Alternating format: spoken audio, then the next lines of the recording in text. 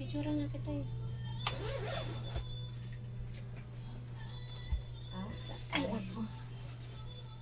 Ang suklay ko. May gumalaw nito kagabi.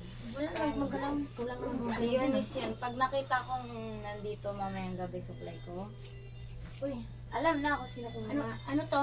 Ano? Baka sa inyo to. Nasaan no? Ano mo? Ano ba yan? Baka gamit mo yan. Uy, kayo to. Ano yan? Card. Ay, wala na yan. Matagal na yung card. Inventory pa yan. Elementary. Oo. Wala na yan. Grade 6. Ang halaga yung mga bago. Grade 6. Ganun. Buning na to, nangunguha ng suklay, hindi. Oh, namimintang ka na naman. Hindi mo pa nga nakikita. Siya talaga tagakuha. Sabi ko sa'yo, kanya-kanya kayong suklay. Ang daming suklay dyan. 2 violet yan. Binili ko. Pasok lang ito ng kambing.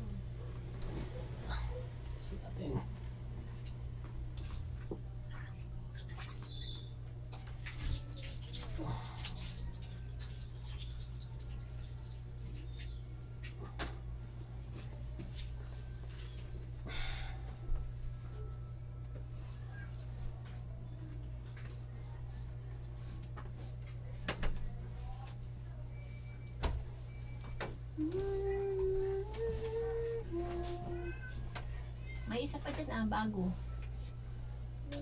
Violet din. Tapos? Kaya magdadala kayong suklay para hindi kulo yung buhok nyo. Kaya nga, dinadala ko nga yung green eh. O, Maganda kasi yun. Dinala naman. kaya ano na. Kung dinala. Dami-dami sa kulidaling yung akin. Nakalagay mo sa bag. Mamaya, tanongin mo. Pag nakita ko talaga, wala sa taas. Hinanap ko na sa taas. Wala.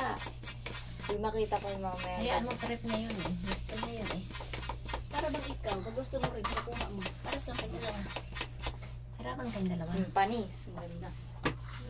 Ipasok mo sa bag mo yung suklay. Para hindi ka mukhang bruha mo na. Pabingi yata yung palda mo, te.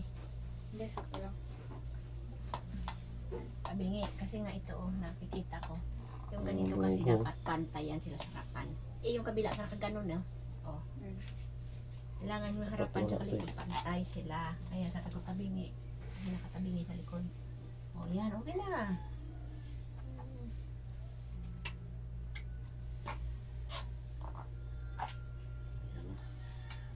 Pag nagsulat kayo, iipit mo yung buhok mo.